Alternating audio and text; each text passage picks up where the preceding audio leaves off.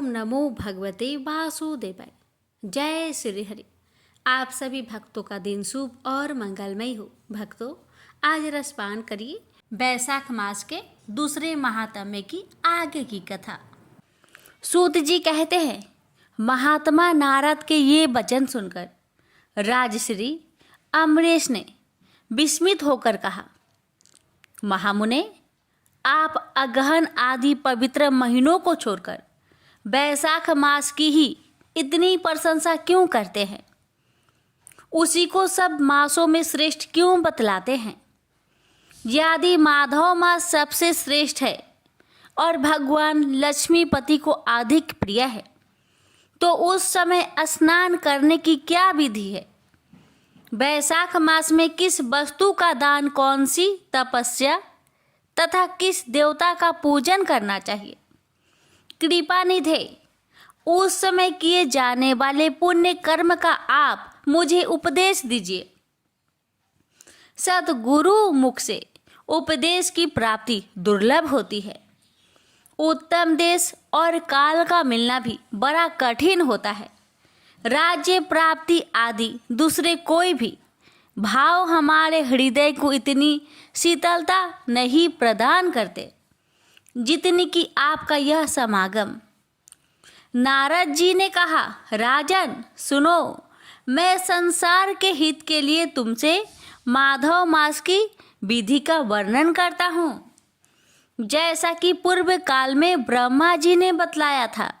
पहले तो जीव का भारतवर्ष में जन्म होना ही दुर्लभ है।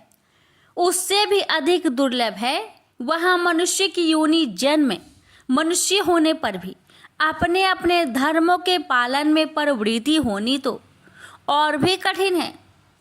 उससे भी अत्यंत दुर्लभ है भगवान वासुदेव में भक्ति, और उसके होने पर भी माधव मास में स्नान आदि का सुयोग मिलना तो और भी कठिन है। माधव मास लक्ष्मीपति को बहुत प्रिय है।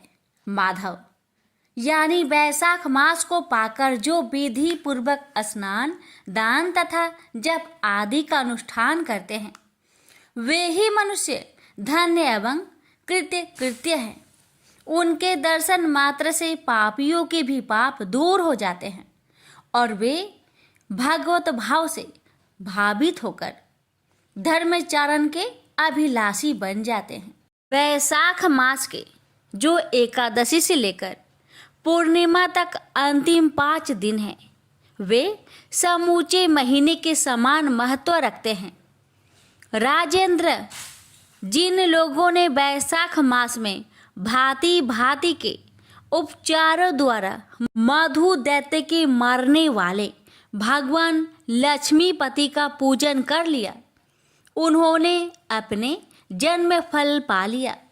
भला कौन सी ऐसी अत्यंत दुर्लभ वस्तु है जो बैसाख के स्नान तथा विधि पूर्वक भगवान की पूजन से नहीं प्राप्त होती?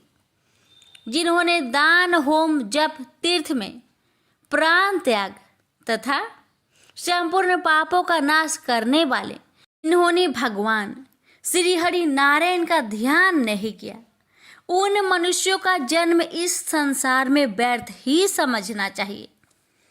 जो धन के रहते हुए भी कंजूसी करता है, दान आदि किए बिना ही मर जाता है, उसका धन व्यर्थ है।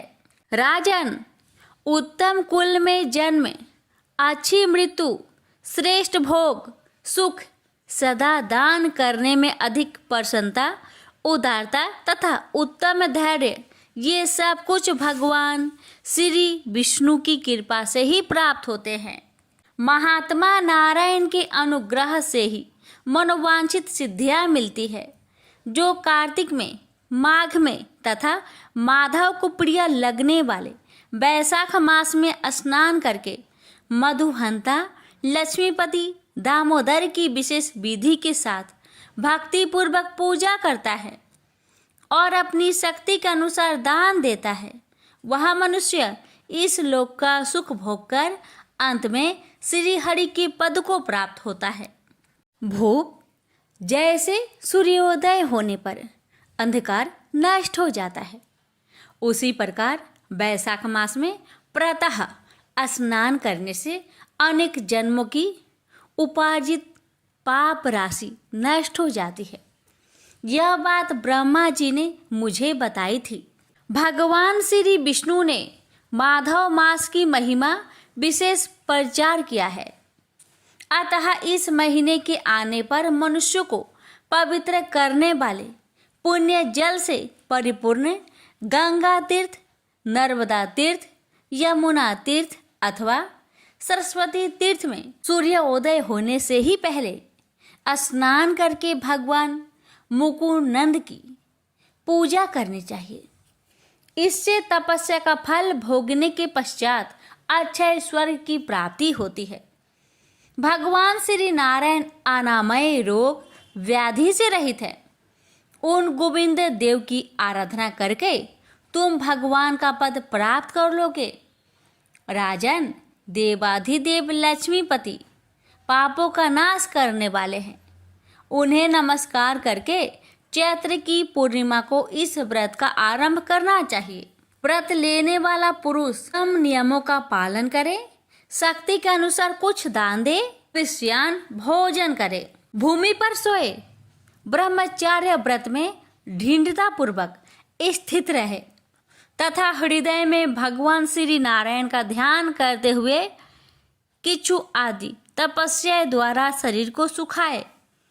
इस प्रकार नियम से रहकर जब वैशाख की पूर्णिमा आए उस दिन मधु तथा तिल आदि का दान करे।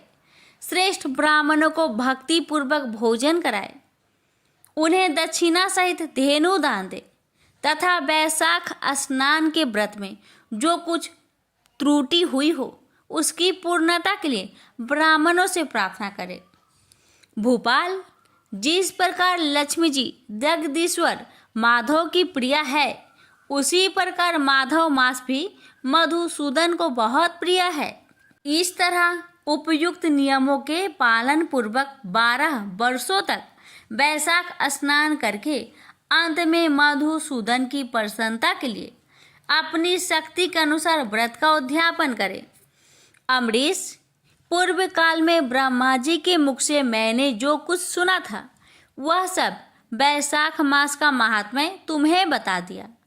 अमरीश ने पूछा, मुने, स्नान में परिश्रम तो बहुत थोड़ा है, फिर भी उससे अत्यंत दुर्लभ फल की प्राप्ति होती है।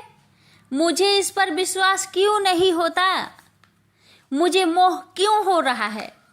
नारद जी ने कहा, राजन, तुम्हारे संदेह ठीक है। थोड़े से परिश्रम के द्वारा महान फल की प्राप्ति असंभव सी बात है। तथापि इस पर विश्वास करो क्योंकि यह ब्रह्मा जी की बताई हुई बात है। धर्म की गति सूक्ष्म होती है, उसे समझने में बड़े बड़े पुरुषों को भी कठिनाई होती है। श्री हरि की शक्ति अचिंत्य है, उनकी कृति में विद्वानों को भी मोह हो जाता है। विश्वामित्र आदि क्षत्रिय थे, किंतु धर्म का अधिक अनुष्ठान करने के कारण वे ब्राह्मण तत्व को प्राप्त हो गए। अतः धर्म की गति अत्यंत सूक्ष्म है। भोपाल, तुमने सुना होगा आजामिल अपनी धर्म पत्नी का त्याग करके सदा पाप के मार्ग पर ही चलता था। तथापि मृत्यु के समय उन्होंने केवल पुत्र के स्नेहवश नारायण कहकर पुकारा, पुत्र का चिंतन करके नारायण का नाम लिया, किंतु इतने से ही उसको अत्यंत दुर्लभ पद की प्राप्ति हुई।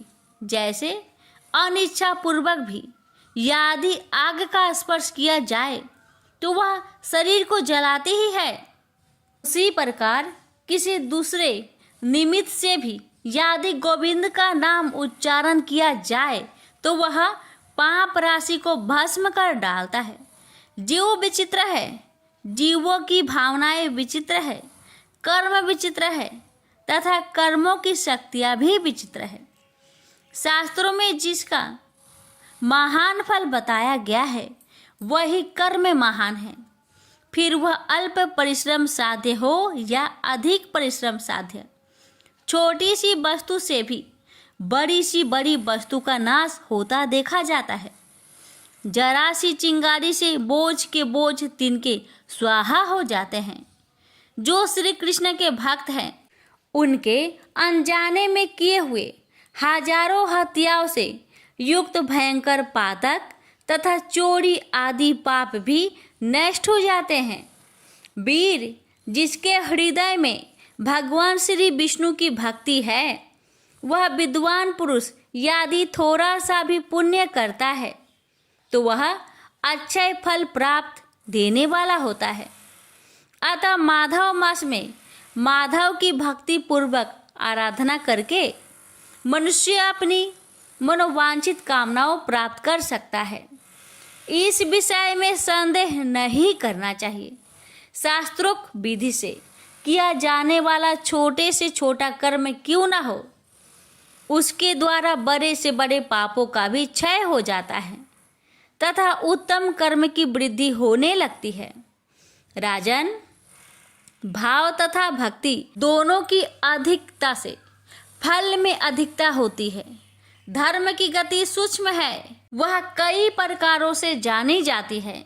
महाराज जो भाव से हीन है, जिसके हृदय में उत्तम भाव एवं भगवान की भक्ति नहीं है, वह अच्छे देश और काल में जा जाकर जीवन भर पवित्र गंगा जल से नहाता और दान देता रहे तो भी कभी शुद्ध नहीं हो सकता।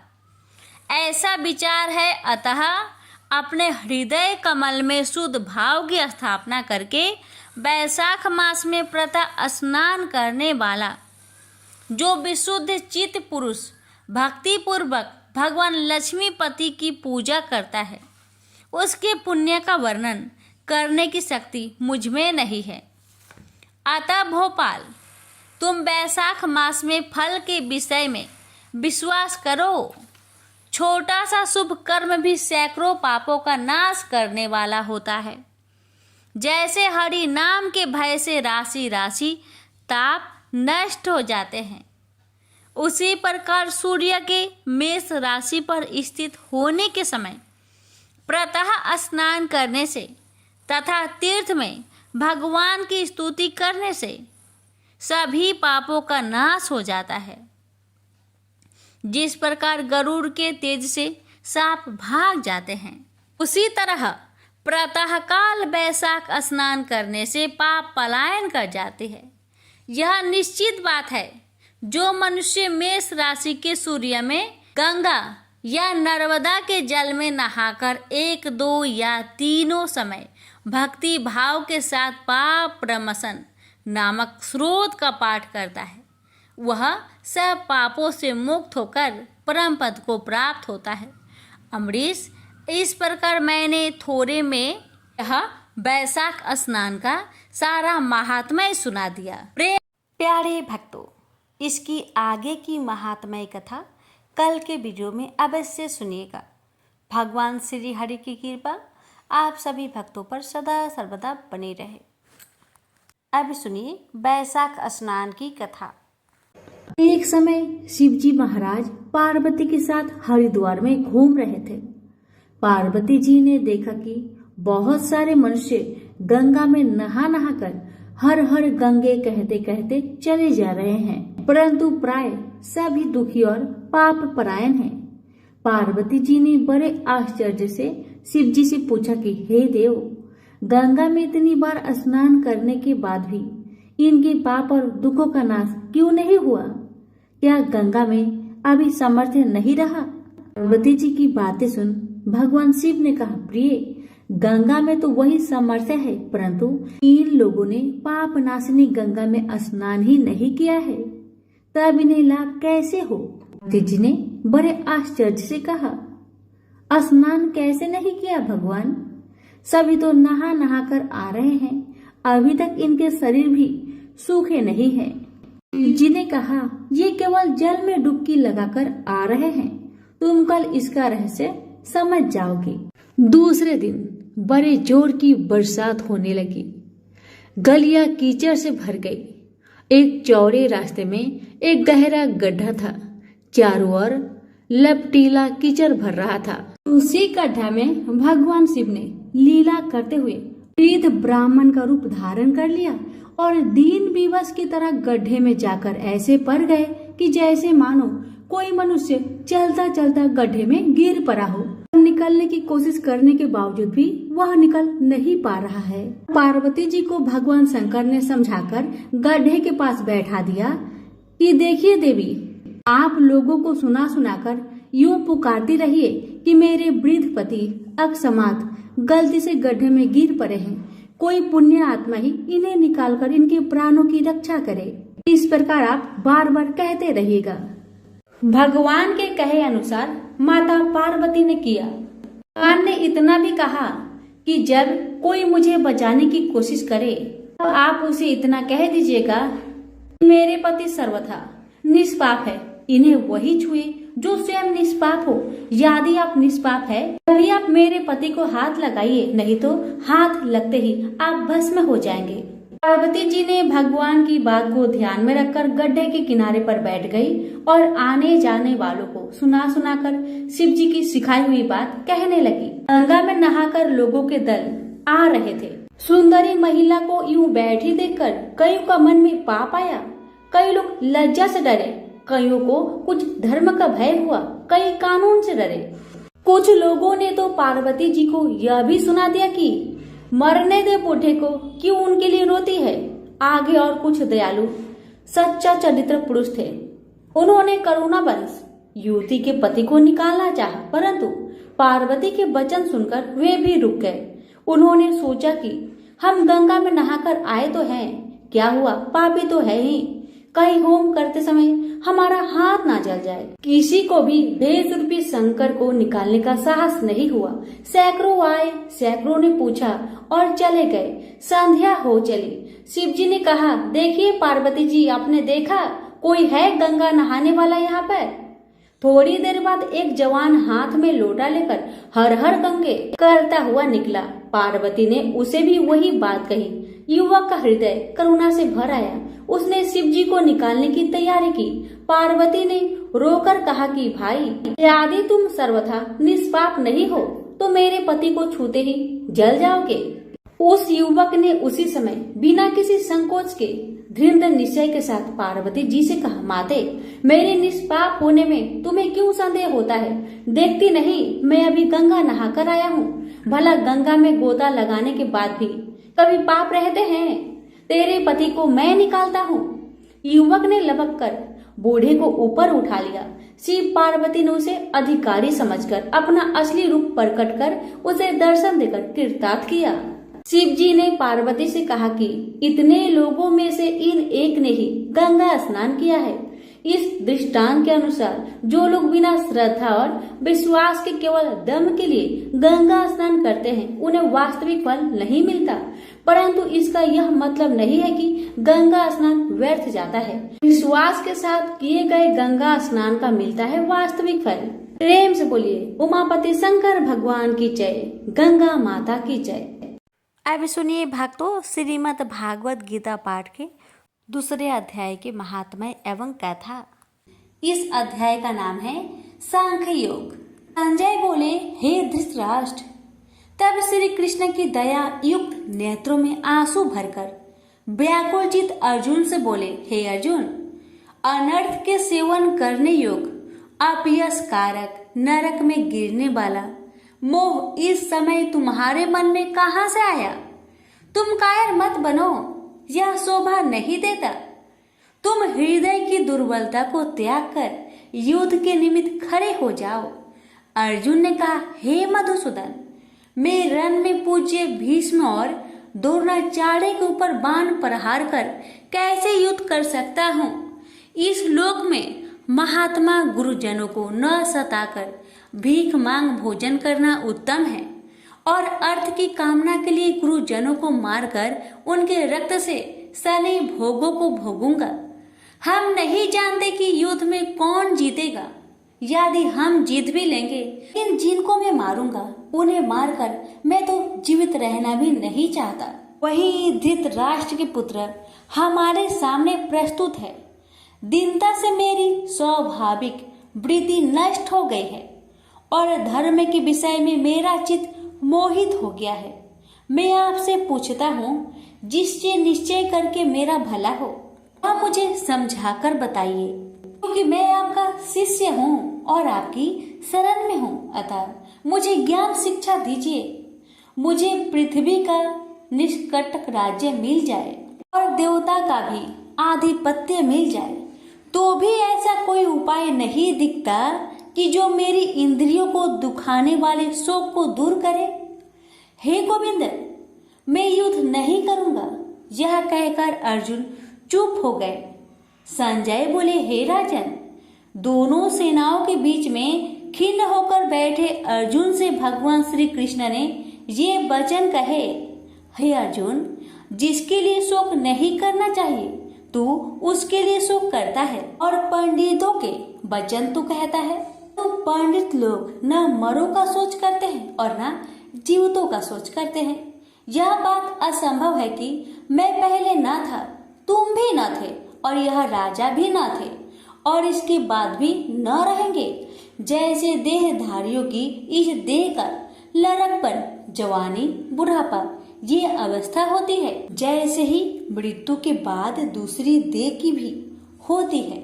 इसलिए पंडित लोग मोक्ष को प्राप्त नहीं होते। इंद्रियों का सप्तरादि विषयों से संयोग जारा, गर्मी आदि सुख दुख देने वाला है। आने जाने वाले और नाशवान जानकर इन्हें सहन कर। हे नर श्रेष्ठ, सुख दुख को समान मानने वाले जिन वीर पुरुष को यह ब्रह्म पदार्थ कलेश नहीं देते, वह मोक्ष पाने के अधिकारी है। असत का तो अस्तित्व नहीं है और सम का अभाव नहीं है। इस अविनाशी, अचित्य और नित्य जीवात्मा के ये सब शरीर नाशवन है। अतएव हे भारत, तुम युद्ध करो। जो पुरुष इस आत्मा को मारने वाला तथा जो मरने वाला मानते हैं, वे दोनों ही ज्ञानी नहीं है, क्योंकि यह आत्मा न मारती है न मरती है। आत्मा न कभी जन्मती है न मृत्यु को प्राप्त होती है, न कभी जन्मी थी न कभी मरेगी। यह अजनबी, नित्य, कभी न घटने बढ़ने वाली और सनातन है।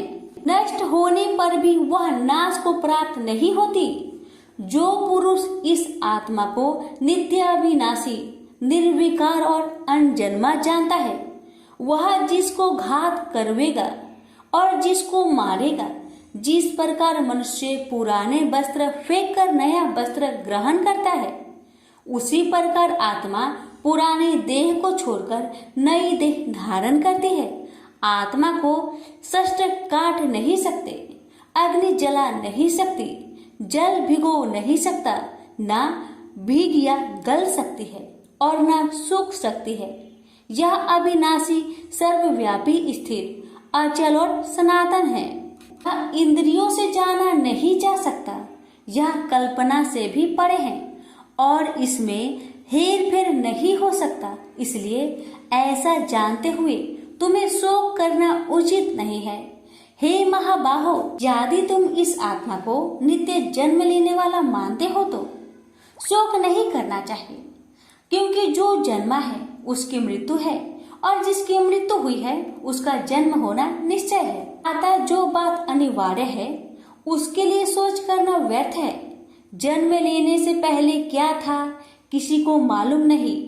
मध्य में कुछ प्रकट होता है, फिर मरने से पीछे क्या होगा कोई नहीं जानता। ऐसी दशा में किसी बात का सोच करना क्या तुमको उचित है? कोई मनुष्य तो इस आत्मा को आश्चर्य से देखता है, आश्चर्यवत मानकर सुनता है, परंतु कोई देख कह व सुनकर भी भली प्रकार नहीं जानता है सबके शरीर में यह क्या आत्मा नित्य अविनाशी है।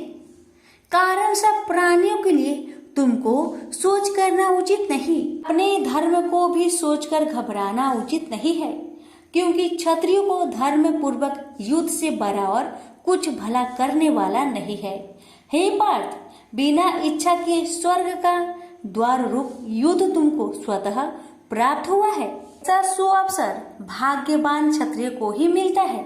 यदि तुम अपने धर्म के अनुसार इस संग्राम को न करोगे तो अपना धर्म और बड़ाई खो बैठोगे और पाप को प्राप्त होगे। सब लोग सदा तुम्हारी अपकीर्ति करेंगे और प्रतिष्ठा वाले पुरुषों के लिए अपयश का होना मृत्यु से भी बढ़कर है। ये महारथी लोग समझेंगे कि अर्जुन डरकर संग्राम से हट गया, और अब तक जो लोग तुम्हारे पराक्रम की प्रशंसा करते हैं वही अनेक तरह के दुर्वचन कहेंगे। इससे बढ़कर दुख तुमको क्या हो सकता है? यदि युद्ध में नष्ट हो गए तो स्वर्ग के भागी होगे, जीतने पर पृथ्वी के तल पर राज्य करोगे। इसलिए युद्ध के निमित्त दृढ़ प्रतिज्ञा होकर खड़े हो जाओ। सुख दुख, लाभ हानि, जय पराजय, इन सब को समान समझकर युद्ध के लिए तैयार हो जाओ। ऐसा करने से तुम पाप को प्राप्त नहीं होगे। हे पार्थ, यह ज्ञान उपदेश ज्ञान योग के विषय में तुझसे कहा गया है। अब निष्काम कर्म योग के विषय में सुनो। जिस ज्ञान को पाकर कर्म बंधन से तेरी मुक्ति होगी।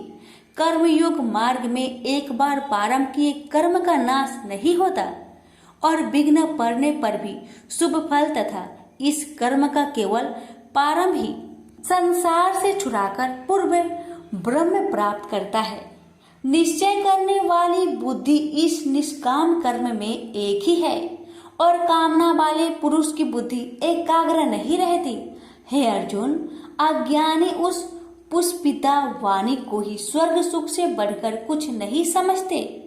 स्वर्ग सुख को ही जो उत्तम पुरुषार्थ समझते हैं, उनको कामनाओं से चित्त व्याकुल होने के कारण निश्चयात्मक बुद्धि से मोक्ष साधना उत्पन्न होती है। कारण कि उनका चित्त भोग आदि में सदैव निमग्न रहता है। जिन मनुष्यों का चित्त इस प्रकार मोह में लिप्त है और जिसकी आसक्ति भोग विलास और ऐश्वर्य में है, ऐसे पुरुषों के अंत कारण में निश्चयात्मक बुद्धि नहीं होती। हे अर्जुन, वेद त्रिगुणात्मक सकाम है। तुम निष्काम हो जाओ। सुख दुख को समान जानकर नित्य क्षेम आदि स्वार्थों में ना पड़कर धीरजवान और आत्मनिष्ठ हो। तुमको केवल कर्म करना चाहिए। तुम्हारे अधिकार में फल नहीं। तुम ना तो फल की अभिलाषा में काम करो और न निकम्मे ही रहो। फल की आशा त्याग कर कर्म की सफलता असफलता को समान समझकर तुम योगस्थ होकर कर्म करो। फल की इच्छा रखने वाले निष्कृष्ट होते हैं। काम कर्म करने वाला पुरुष ईश्वर कृपा से इसी संसार में सुकृत तथा दुष्कृत इन दोनों का ही त्याग कर देता है। जो सब कर्मों में कल्याणकारक है, कर्म फल को त्याग कर ही बुद्धि युक्त ज्ञानी पुरुष जन्म बंधन से हटकर मोक्ष को पाते हैं। जब तुम्हारी बुद्धि मोह बन के बाहर निकल जाएगी, तब तुम्हारा मन आगे सुनने वाली तथा हुई बातों से विरक्त हो जाएगी। अनेक श्रुति इस मृत्यु के वचन को सुनने से तुम्हारी बुद्धि भ्रमित हो गई है। जिस समय वह निश्चल होकर आत्मा में निश्चल होगी, तभी उनको तत्व ज्ञान प्राप्त होगा। अर्जुन ने पूछा, हे केशव, आत्मा स्वरूप में निश्चल बुद्धि वाला जिसको कहा है, उनके लक्षण क्या है? श्री कृष्ण जी बोले, हे अर्जुन, जो महात्मा पुरुष मन की कामनाओं को त्याग देता है और अपने आप ही से प्रसन्न रहता है, उसको निश्चल बुद्धि वाला कहते हैं। दुख में जिसके मन खेद नहीं होता और सुख में जिसको आसक्त नहीं होती तथा प्रीति भय क्रोध जिसके जाते रहते हैं, वह महात्मा स्थिर बुद्धि वाला मुनि कहलाता है। जो सर्वत्र स्नेह करना है, जो शुभ पदार्थ होने पर हर्ष नहीं करता, अशुभ से अप्रसन्न नहीं होता, उसी को स्थिर बुद्धि जानना चाहिए। और कछुआ जैसे अपने अंगों को सिकुड़ लेता है, उसी तरह जो पुरुष अपनी इंद्रियों को विषय से हटाता है, उनकी बुद्धि स्थिर जाननी चाहिए। हे अर्जुन, मोक्ष प्रयत्न करने वाले विद्वान व्यक्ति को भी प्रबल इंद्रिया बलात् उसके मन को जीत लेती है। इसलिए सब इंद्रियों को विषयों से रोक मेरे अंतर ज्ञान में तत्पर हो जावे। जिसने इंद्रियों को वश में कर लिया है उसकी बुद्धि निश्चल है। जो पुरुष विषयों के ध्यान में रहता है उसमें उसकी प्राप्ति हो जाती है। प्राप्ति होने से कामना होती है। इच्छा के पूर्ण न होने से क्रोध से अविवेक होता है। अविवेक से स्मरण शक्ति नष्ट हो जाती है। स्मरण शक्ति के नष्ट होने से बुद्धि क्षय हो जाती है। जिसकी बुद्धि का नाश हुआ वह विनाश को प्राप्त होता है। जो पुरुष राग देश से रहित होकर इंद्रियों के विषय सुख का अनुभव करता है और अपने मन को बस में रखता है वह शांति को प्राप्त होता है।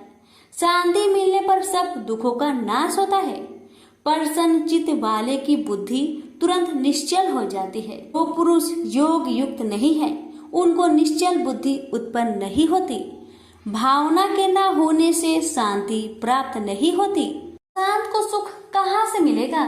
इस कारण हे महाबाहो, जिसने इंद्रियों को विषय से सर्वथा रोक रखा है उसी की बुद्धि स्थिर है।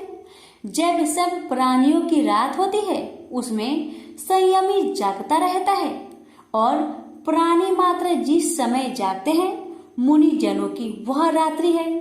जल से भरे पूर्ण समुद्र में जल भरने पर भी वह अपनी मर्यादा पर ही रहता है। उसी तरह जिस पुरुष में इच्छा ना रहने पर भी अनिच्छा से सब विषय भोग प्राप्त होते हैं उसी को शांति मिलती है। विषयों की इच्छा करने वाले को शांति नहीं मिलती। जो पुरुष सब कामनाओं को छोड़कर इच्छा रहित होकर विचरता है, ममता अहंकार जिसमें नहीं है वही शांति को प्राप्त होता है। हे पार्थ, ब्रह्मी स्थिति यही है। ऐसी स्थिति मिल जाने पर प्राणी फिर मोह में नहीं फंसता और अंत समय में निर्वाण ब्रह्म पद को प्राप्त होता है। प्रेम से बोलिए श्री कृष्ण भगवान की जय। पर श्रीमद् भगवद गीता पाठ का दूसरा अध्याय समाप्त हुआ। अब सुनेंगे दूसरे अध्याय का महात्म्य। श्री नारायण जी बोले, हे लक्ष्मी, दक्षिण देश में एक पूर्ण नाम नगर था। वहाँ एक देव सुशर्मा बड़ा धनवान रहता था। उसे साधु सेवा करते हुए 7 दिन बीते थे। तब एक बाल नाम ब्रह्मचारी आया। उसकी बहुत सेवा की और विनय से कहा, हे संत, कृपा कर मुझे श्री नारायण जी के पाने का ज्ञान उपदेश दीजिए। तब वह ब्रह्मचारी बोला, मैं तुझे गीता जी के दूसरे अध्याय का पाठ सुनाता हूँ, श्रवण कर। एक आईली वन में बकरियां चरा रहा था। वहां में भजन किया करता था। एक दिन रात को आईली अपनी सभी बकरियों को लेकर घर के रास्ता में चल रहा था कि मार्ग में एक सिंह बैठा मिला। उसे एक बकरी सबसे आगे अपनी ओर चली आती देखकर शेर वहां से भाग गया। तब आईली यह देखकर बहुत हैरान हुआ और मैं भी वहां पर खड़ा हुआ था। उस चौराहे ने मुझे देखकर कहा, मैंने यह आश्चर्य देखा कि बकरी को देखकर शेर भाग गया। ये कैसे हुआ? तुम तो त्रिकाल के हो, यह वृत्तांत मुझे सुनाओ, तुम सब कुछ जानते हो। तब संत ने कहा, हे आईली, मैं तुझे एक छिपकली वार्ता सुनाता हूँ। यह बकरी पिछले जन्म में डायन थी। जब इसका पति मर गया तब यह बड़ी डायन हुई। इस सुंदर लड़के को देखे उसी को खा लेती थी। और शेर पिछले जन्म में फंदक था।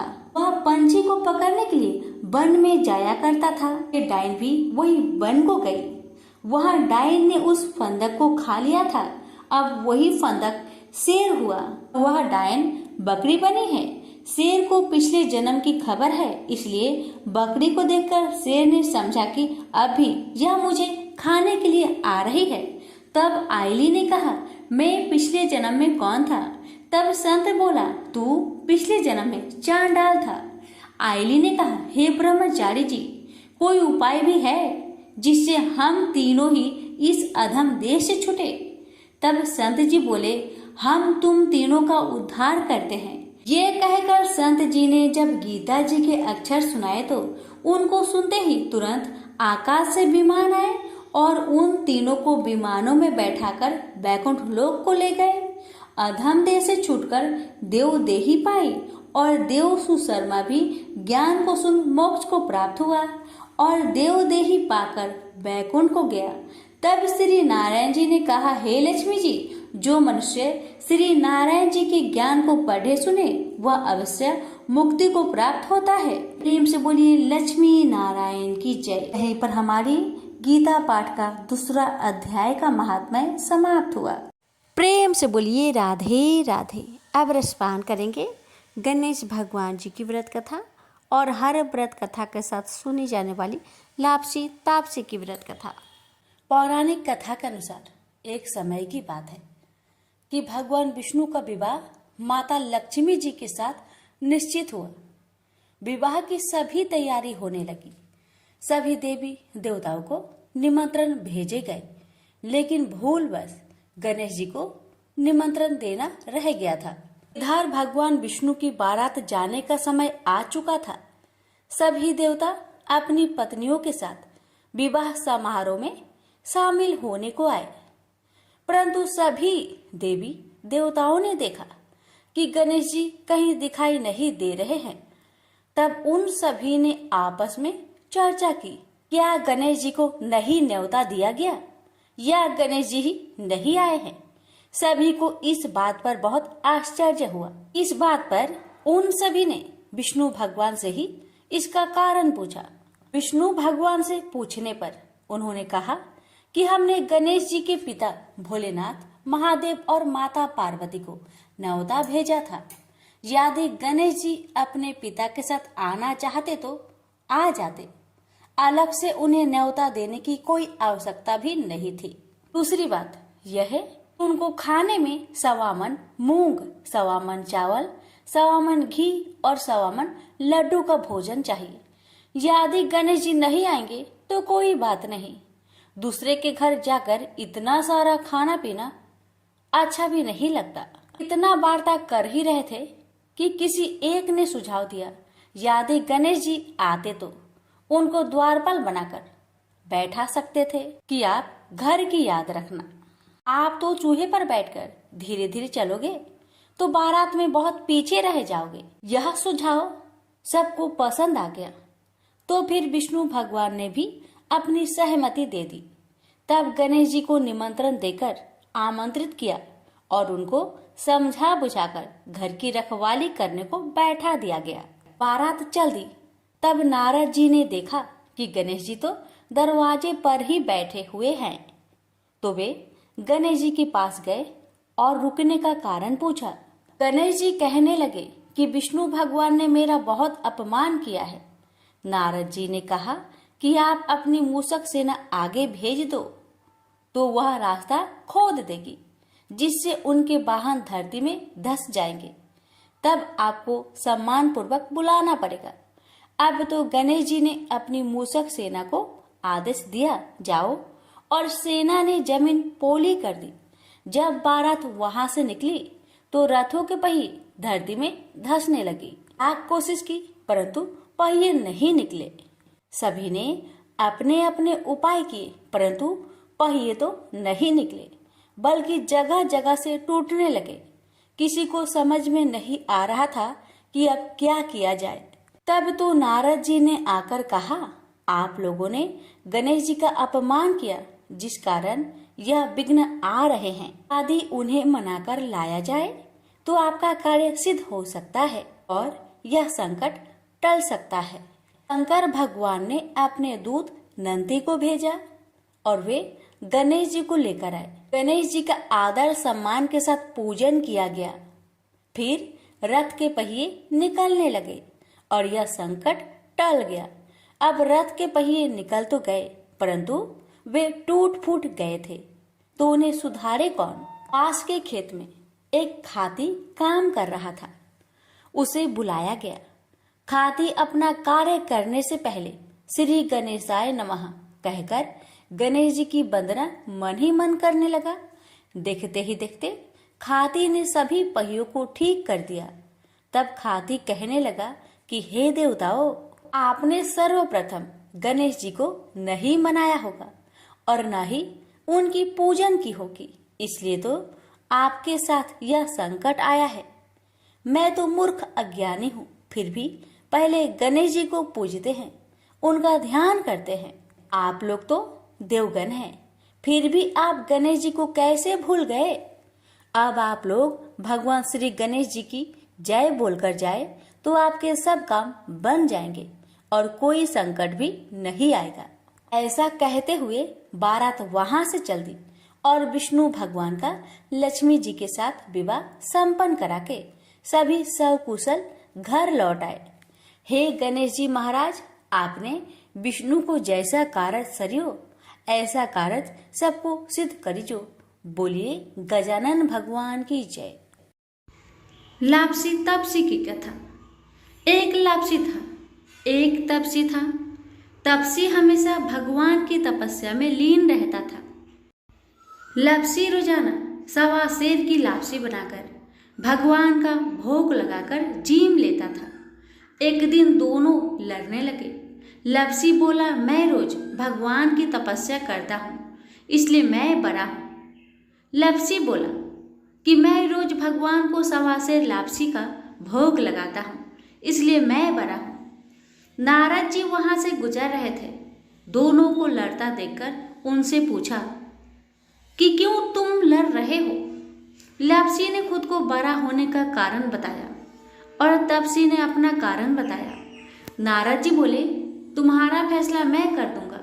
दूसरे दिन लापसी और तपसी नहाकर अपनी रोज की भक्ति करने आए तो नारद जी ने छुपकर 1.25 करोड़ की एक एक अंगूठी उन दोनों के आगे रख दी।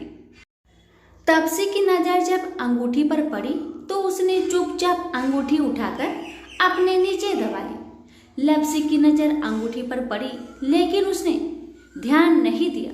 भगवान को भोग लगाकर लापसी खाने लगा। नारद जी सामने आए तो दोनों ने पूछा कि कौन बड़ा?